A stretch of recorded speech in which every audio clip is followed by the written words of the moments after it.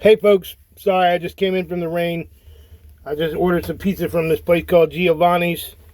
It's probably the heaviest pizza I ever held in my life for a freaking medium pizza.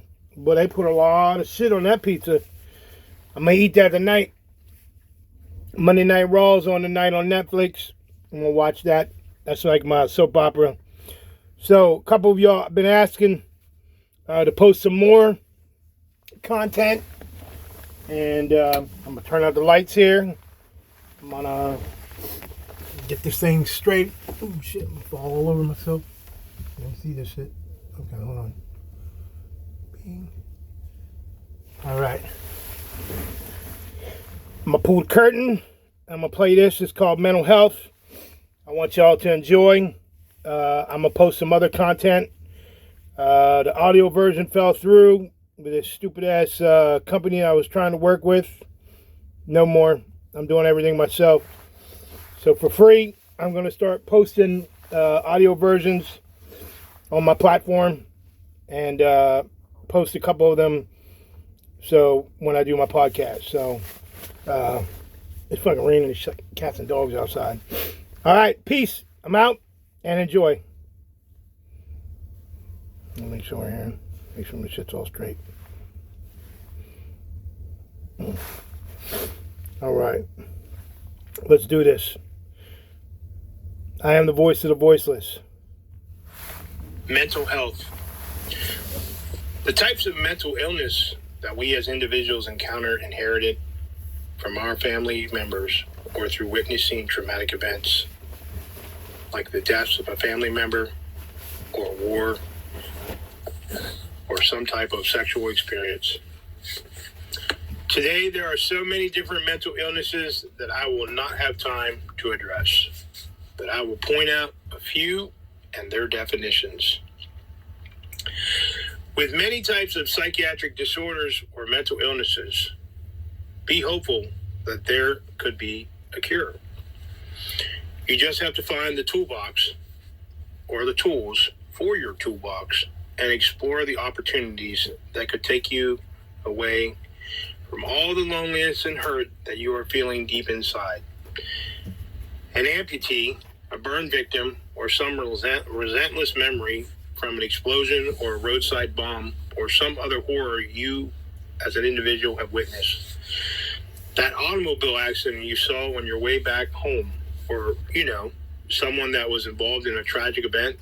The border walls you put up, the invisible ones that only you can see. You resist allowing anyone to see inside, to see the real you. No one must be allowed to see the pain that you are feeling. You may not be one of these people that have that physical damage done to your body. It's all mental. It's all in the mind. It's all inside. It's deep, dark cloud that shields you like a black aura. I found this book called It's All in Your Head by Sean Cross. I'll use some of his information from it as a guideline for everyone, and I do not deserve the credit. I am just using this as a reference or focal point. I don't know if I did not know there were so many different psychiatric disorders or mental illnesses. I'm just going to relate more about, and you do your own research online. I did a lot of this when I was sitting at Walter Reed Army Medical Center. The types of psychiatric disorders are followed. I'll just name a few, but I won't talk about them all. You can look them up, but then it'll be a few that I point out because some hit very close to home. Attention deficit disorder, bipolar disorder, other known as manic depressive illness. This is largely a brain disorder. There are shifts in moods and energy levels and the inability to carry out day-to-day conversations or tasks. There are 4 basic levels. These moods range from periodic extreme ups, energized behaviors known as manic episodes, alternating with down and hopeless periods, known as depressive episodes. Bipolar 1 disorder, bipolar 2 disorder.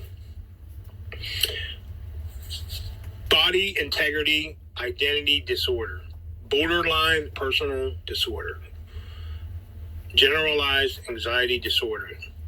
This type of disorder resembles anxiety. You worry for months. You have several related symptoms such as restlessness. You're wound up. You're always on edge. You're fatigued. You have trouble concentrating. Your mind goes blank periodically, and you may experience the inability to get an erection, erectile dysfunction. Your muscles are always tense, sometimes because of difficulties falling or staying asleep, or because restlessness or unsatisfying sleep, you could actually scratch yourself. I tend to do this sometimes, thinking maybe the cat scratched me or something, but I may wake up with marks on my arms and legs, sometimes on my face. Why do people have this type of anxiety disorder? I don't want to go into the full details, but put yourself in the position if you suffer from generalized anxiety disorder, insomnia, major depressive disorder, obsessive compulsive disorder, or OCD, narcissist personal disorder, panic disorder, schizophrenia, post-traumatic stress disorder, PTSD. How about flashbacks of that trauma? Someone who has experienced a shocking or scary danger event may find themselves feeling afraid after the trauma situation, triggering a split-second changes. So in this book I read, it says most people will recover from PTSD. Well, I'm here to tell you that it doesn't matter what kind of therapy you have. Hell, you can meditate, you can go to the gym, you can ride a bike, you can burn an incense. Hell, you can even smoke marijuana or medical marijuana or waste your money on life coaching. I'm here to tell you that those invisible demons will never go away, and don't ever forget it. There are people out there who might experience that triggering event and nothing happens to them. Maybe 3 or 4 years later down the road, something triggers them and they snap and it's too late. Social anxiety disorder, substance abuse. I've noticed while working with several veterans that some of this stuff that was in this book that I was reading was not mentioned during our conversations. There are certain things that are hard for PTSD victims don't want to bring up.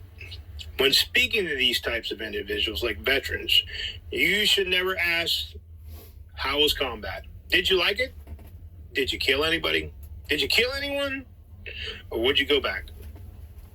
Or even, did you see any dead people? If they want you to know, they will tell you exactly what they went through in their mind.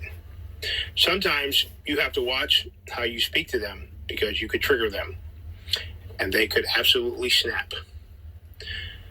My favorite of those individuals are who have signs posted around their houses saying things like, no fireworks, no noise zone. I'm not trying to open Pandora's box or anything. I mean, I've been around a lot of incoming artillery, and I would tell you from incoming artillery does not sound like little fireworks going off on the 4th of July celebration. Hell, that's America's birthday. There's more than meets the eye. How about we go with tremors from after effects of long-term medication use that the VA does not disclose? Nervousness, being jittery, sleep paralysis, constantly looking behind you thinking someone's following you or the enemy is coming up on you. Obsessive compulsive disorder. Neat freaks, slobs or hoarders. This is one of my favorites. Taking different routes from work because you think someone might be following you or you're in danger. Still using military jargon or slang. It's like embedded in your mind. I think my favorite word is when I talk to other veterans is check. Roger. I love those men and women who still fold their clothes as if they're expecting a military inspection. I went to my friend's house the other day and he still folds his t-shirts and rolls them like he would put them on display in the barracks. What? For some of us, that will always be embedded in our heads. Some can't break that habit. They constantly dressing military style, missing the military uniform, always wearing camouflage. It's funny when people tell me that I want you to tell me you're in the military without telling me you're in the military. I bet a lot of you can do that. There are so many other mental disorders and diseases that I don't even want to mention. I'm sure if you're probably wondering why I didn't, because some of them are hard to pronounce, and I said I didn't want to plagiarize anything. If I start speaking medical terminology, you might think I got this out of a medical book or something. Well, that's why I didn't want to go over some of those mental illnesses and diseases that I couldn't even pronounce. But I did take the time to read about those disorders, and I'm sure there are plenty of people out there that are claiming to be something that they're not. I'm not even going to dig down that rabbit hole. There are probably other mental disorders or diseases that people suffer today that I don't even want to touch with a 10-foot pole. Closing on mental illness and psychiatric disorders, I learned a lot of this when I was at Walter Reed Army Medical Center. Because I had all the time in the world, they were nice enough to give us a computer in our room. We were not allowed to save anything. We were not allowed to go on the internet and read about, we were only allowed to go on the internet and read about some of the medications that we were prescribed and some of the treatments that we were going through. Like, what was the meaning of what we went through that day in class or in therapy? To sum it up, I was in this kind of situation when I came home where my freaking wife is a psychiatric nurse, and she uses all kinds of different slang and terminology to degrade me in front of my 3-year-old daughter, essentially treating me like a patient. She focused more attention on our child than trying to help me come down from the clouds I was on from the high doses of lithium and Prozac.